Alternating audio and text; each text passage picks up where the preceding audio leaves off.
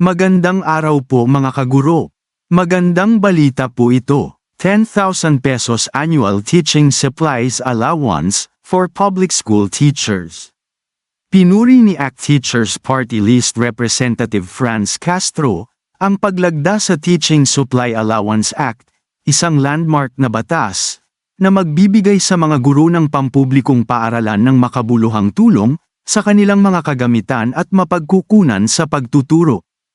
Ito ay matagal ng pagkilala sa mahalagang papel na ginagampanan ng ating mga guro sa paghubog ng isipan ng ating mga susunod na henerasyon. Sa paglagda ng Teaching Supplies Allowance Act, ang ating mga masisipag na guro ay magkakaroon na ng kinakailangang pondo para makabili ng mga kagamitan sa pagtuturo na kailangan nila para makapaghatid ng dekalidad na edukasyon sa ating mga mag-aaral, sabi ni Representative Castro. Ang batas ay nag-uutos sa Kagawaran ng Edukasyon na bigyan ang bawat pampublikong guro ng basic education ng cash allowance na 10,000 pesos simula sa school year 2025 to 2026 at pataas. Ang allowance ay exempt sa income tax na nagbibigay ng malaking kaluwagan sa mga guro na matagal nang nagpapasa ng pasanin sa balikat ng gasto sa pagtuturo mula sa kanilang sariling mga bulsa.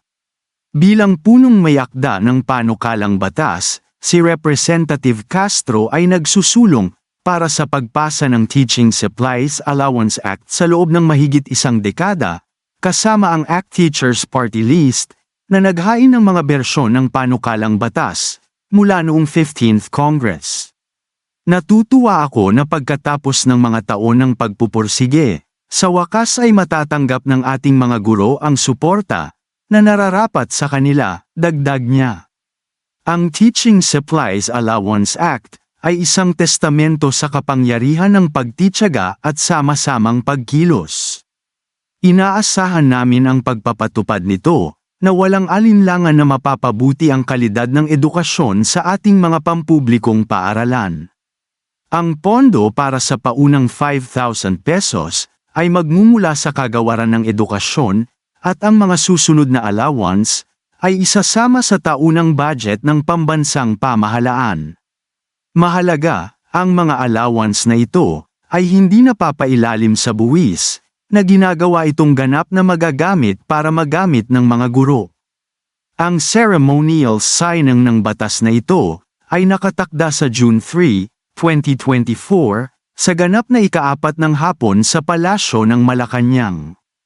Itinatampok ng kaganapang ito ang dedikasyon ng administrasyon sa pagsuporta sa mga tagapagturo at pagpapahusay ng sistema ng edukasyon sa Pilipinas.